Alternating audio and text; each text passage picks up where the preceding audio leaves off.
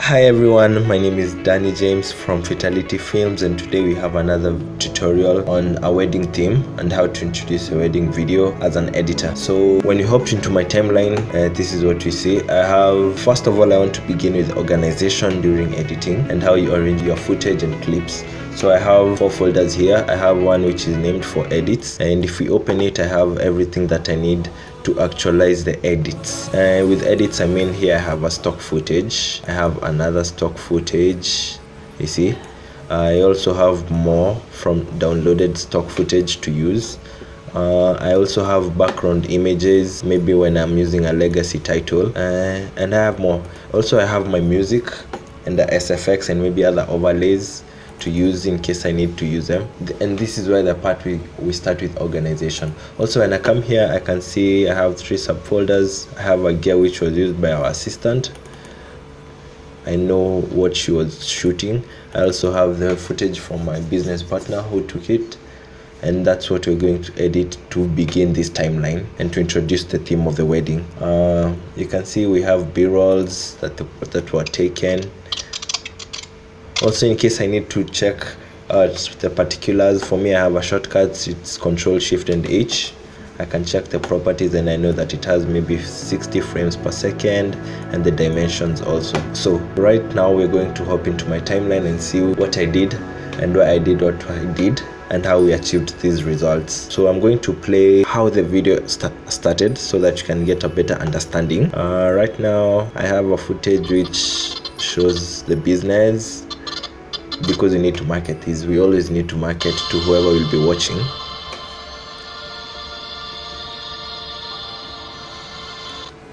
Now let's begin. Okay, right now before I start playing these the wedding and how I introduced it, I want you to look at how I'm labeling and how I'm trying to stay organized through its process. My music, I have labeled it as a mango, and the intro video I have it in green, and I have a stock footage in violet color, and I have everything. I sort of know everything and what it is.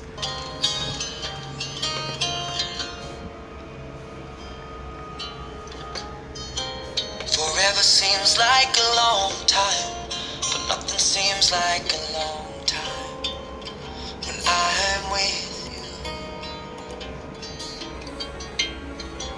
I feel like I'm walking on water since the day that I asked your father to let go of his daughter. So give me your blessing, sir. I'll give her all that I've got. It doesn't look like much, but it sure feels like a lot. Later. Take my heart, take my... Okay. Now let's start editing and processing what we've done. I have a stock footage which I begin with a smooth cross dissolve and an iris box transition for this date. Otherwise it will just begin with a cut just like that. I put an iris because it will open from up towards bottom. You can also use masking for that, for the same concept. And when you come over here, I have the footage of her slowed down, and I've reduced the scale and I've put it at the end. So this is how I did this. I could have otherwise have the footage fill the screen, but we didn't want to go for that mode. I wanted to see the stock footage still behind me and still have her in frame. If we go forward, okay, my laptop is hanging. Okay, it's not. It is. But it sure feels like a lot. Let her take my heart, take my hand. Take my heart, take my hand. Take my heart and take my hand again and again. Right where we stand. Okay, now what is happening here, I still have the stock footage below me, and when I'm introducing the groom, I put him on this other side, put him on the left side of the canvas, unlike the bride who was on the right side. So I think it gives us a direction and a theme as we begin. as we continue, I have more footage coming in. So here I get to introduce the church, and at the same time I'll introduce a legacy title. So I wrote down the words in a legacy title and I put a rectangle on it. I put a solid color, and this is the color for this scarlet red, and I had to put those words on top of it. And I can select both of them and put them together. So that's how I did it. And I'm going to introduce the bride, or as she was giving the vows, and then slowly bring in the legacy title with a cross dissolve into frame.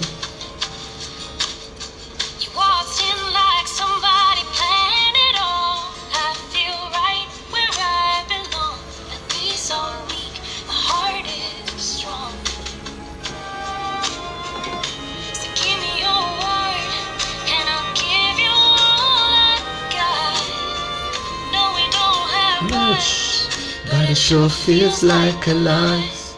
Okay, I'm sorry that the laptop is actually hanging, but this is where things gets a little bit more complicated.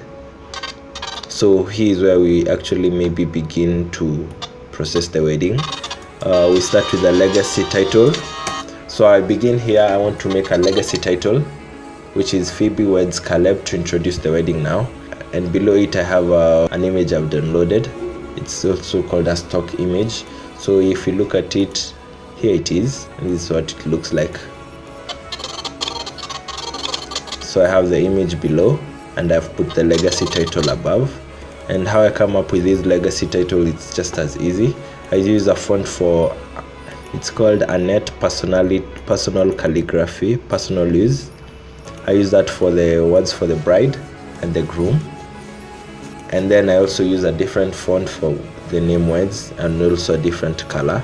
If we are to make a new legacy title, this is how I do it. File, new, and make a legacy title. So it's really easy. Maybe I put here Phoebe, and then I press enter. I space to the right, words. I press enter twice, and I go to the right. And right now you can have the word Caleb. Okay, so I'll center it in the middle using these points, and I'll start changing the fonts and select Annette Personal Use, and also the name for the groom also I'll change it to the same font. And in the middle we can maintain this font, or we can change and put it something else. Okay, and for in the middle we had this color. I already copied the code. It's right, it's something like that, you see. So it's not as hard as you'd think. I'll increase the kerning to, maybe if you need to change how much space it exists between letters, you change the values on the kerning, and you need to make them similar. This is 23 for Caleb, and for Phoebe you also need to make it 23. So we need to watch out for uniformity. As an editor, you need to have a consistency in your work. And also, again, I'll put it in the middle, just like that. We have our new title. This is what it looks like. Let me disable the other one. Yes, this is it. This is the title that we just created. I'm going to delete it, as it was for referencing. So the reason why this title has to blink and it's shining, it's because with this legacy title I didn't finish things there. If we go to our effect controls, I've added a sapphire glow effect, which you can find it on other websites. Sapphire glow makes words or objects glow, objects in frame. So you can edit. We can just add our effects newly. I go to effects and I search a glow, and I add it, and you go to effect controls. So you can decide what brightness and what color you want things to glow. Maybe if you wanted a green, this is it, and you can determine how bright you'd love it to be. Okay, just like that. You can put keyframes on brightness so that it can be interchanging. It can go from low to high. So I've put 2 keyframes. I'll click Control and copy to copy the keyframes. come right there, paste it. I'll copy all the keyframes, go to the last keyframe, copy it. And when you come here, I can copy it, and if you play, this is how it comes out.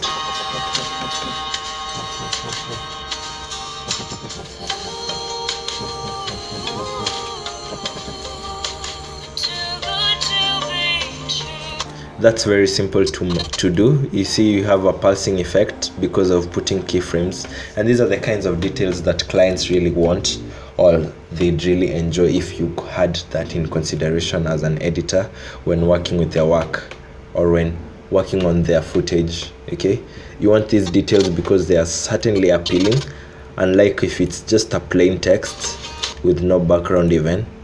You see, that's the first example. The second example, if we put an image below, it changes the whole direction. Let's see. And now if we add a glow and keyframes, this is how it looks.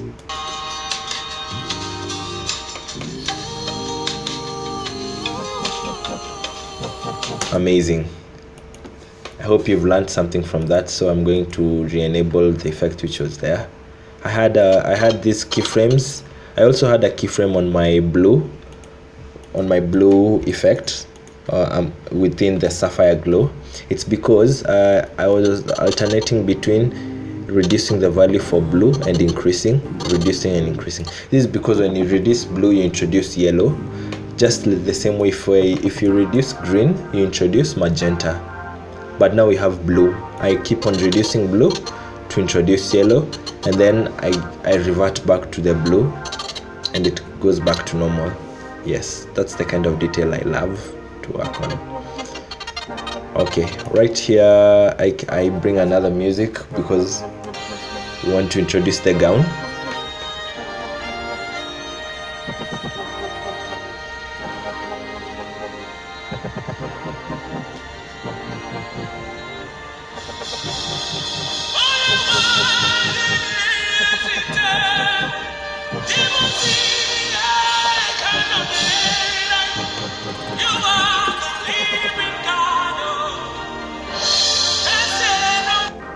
Okay, we keep on introducing the gown and other elements that are important.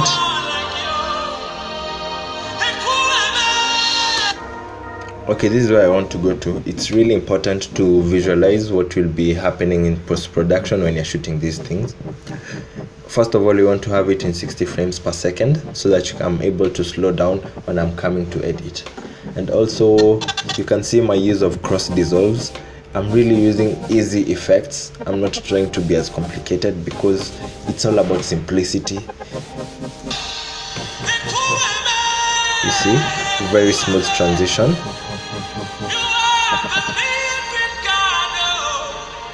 And what's happening here, I'm giving every clip time to breathe and time to be seen because they were important things in the event and they are always important. So I just have a crossfade and the screen goes to black and I bring the crossfade back. But when you come right here, you have something smoother happening. I start by putting a cross dissolve on the footage that is above, on the clip which is above, to end the clip, while the footage below I still put a cross dissolve to start introducing it. So they are kind of overlapping, but at the same time they are fading away from each other. So it's very smooth. Let's play it back for this one. This is a normal cut. Normal dissolve transition. Seamless. You see, let me disable the music for now. Let's look at it. It's very seamless to do. So again, this is why I say that this is very seamless. We had this option. I can delete this cross dissolve and this other one, and then I can put these clips next to each other, or yes, let me put them next to each other and I put a cross dissolve between them. This is what we have. This is what we have. It's still very good, but there is a difference with this other style.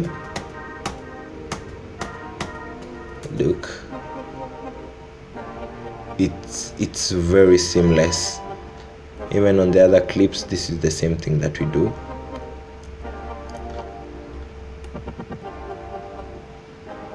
Yes, and that's the way to use a cross dissolve. You need to be very intentional and simple when using these effects. And now when you're going forward, we have more makeup happening and more makeup, and we still have to show them in a sequential manner at least. And this is where things get interesting. Now the bride is getting her makeup on, and if we play it again, I still have an image happen in the middle. I have a footage above and the stock footage below, or the image. Look again, this is what we have. I can scale these as much as I want, and then put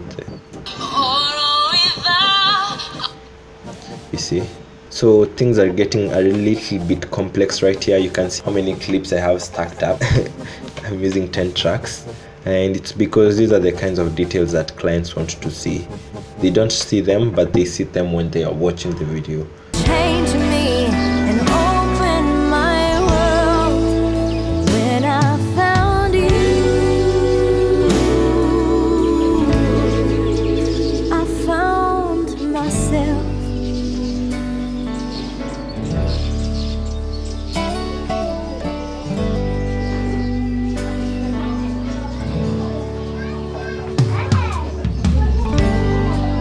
We'll dance for the first time as husband and wife, and my heart will keep dancing for the rest of my life. 'Cause I never knew love like you show me. You see me, you know me. So as I was showing you guys, right here we did these cuts. We used M to make markings on where we felt the hi-hats were hitting or on the beat, and we kept on dragging clips. Right here we'll rummage through and cut, and right here also we need to put another cut, so we'll have to put that and bring it back. So when we play it back all over again, this is how it looks.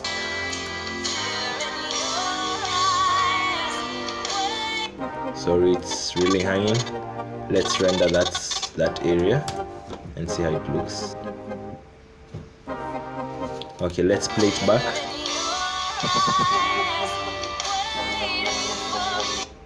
You see, that's the whole difference. Let me delete all that. You've seen how we get to it, so it's not hard. Yes, that's basically what I wanted to show you today on how to introduce your wedding timeline, or maybe how to go about it, and how I think when I'm processing this kind of work. And details is really important. As you can see, where we have longer foot clips dragging on, it means there are no major edits, unlike the first section whereby we have so many cuts, or I have so many cuts personally. I put it on a full screen. This is how it looks like. This is how our editing timeline looks for our introduction. Right between here and here we have so much going on, and here, right, and up to here. This is where we had the huge stack of clips, and basically that's it. So if you've enjoyed this video, please make sure to subscribe and be open to watching other videos that I have on my channel. Thank you for watching, and have a blessed day. Peace.